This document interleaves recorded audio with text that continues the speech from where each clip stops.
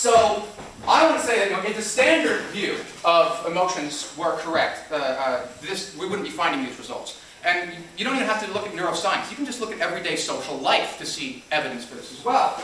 We use the emotions to navigate the world around us every single day. So imagine this scenario, which I imagine at least a few of you in this room have found yourself in this situation. Your significant other is furious with you. Just mad, mad, mad. And they won't tell you why. You have no clue what you've done. Their anger makes no sense. You know, it seems irrational, it's unjustified. And then suddenly it dawns on you, crap, I forgot our anniversary. Oh, now it makes sense. Now their emotion seems quite reasonable. Now think about that.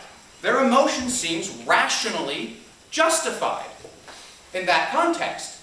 If someone gets angry at you literally for no reason, that doesn't make any sense. That seems irrational. But if they've got a good reason, like you've done something like forget your anniversary, then that's a pretty good reason to get mad.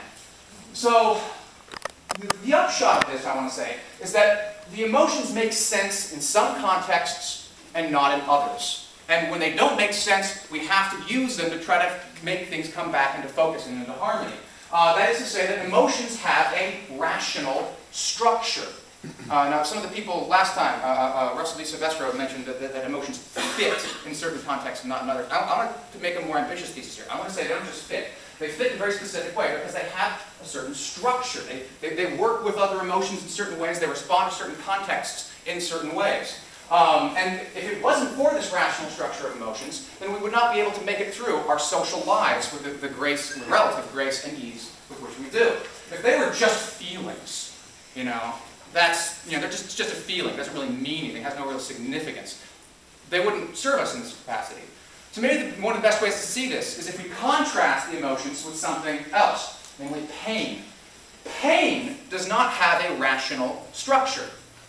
Pain is never justified or unjustified. I may not know what causes a pain. I might feel a pain in my knee and say, wow, did I do something to my knee? Why am I feeling that pain there? Oh, wait, no, that's right. I slammed it last night. You can have an experience like that. But that's sort of, that's not sort of a function of the pain. That's a function of something about your experience. Pain can never be justified or unjustified. The technical philosopher's word for this is intentionality.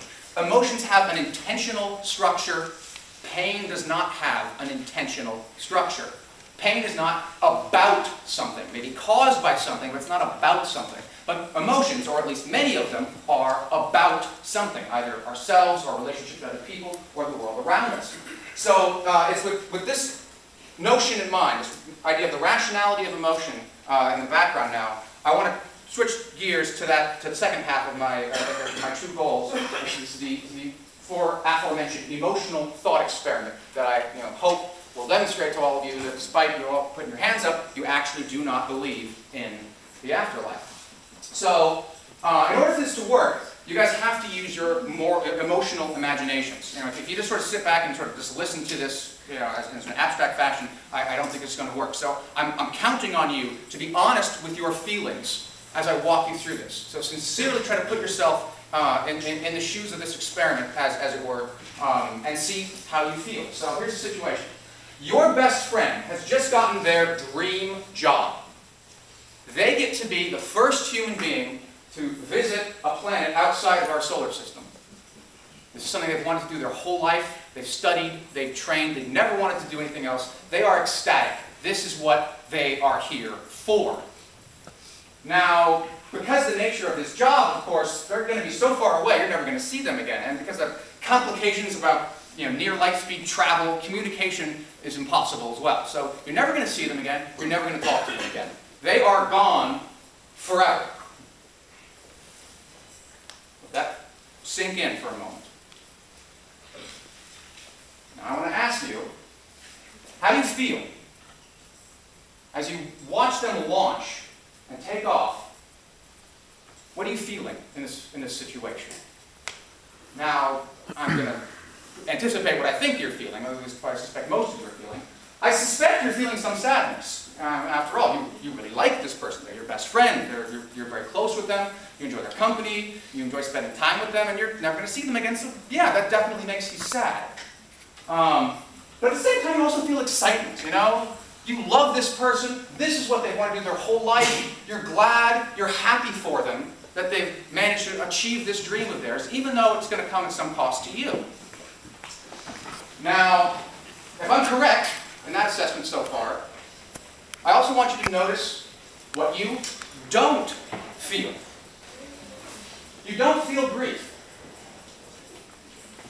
Sadness, yes, but not grief. Grief is a distinct emotion from sadness. It's not the same. This is the face of grief. It's very different than what you were feeling a moment ago when you were saying goodbye to your friend. It's a subtle difference, I'll grant you. They're definitely in the same ballpark, but nonetheless, it's a profound difference.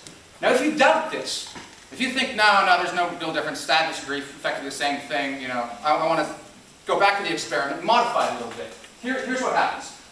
Your best friend gets to the shuttle, launches on Tuesday, you wave your goodbyes, you go home, you go to sleep, you wake up Wednesday morning, and you find out that their shuttle has exploded in space. I can tell just by hearing right there, your emotions change. You felt something different when you heard that news.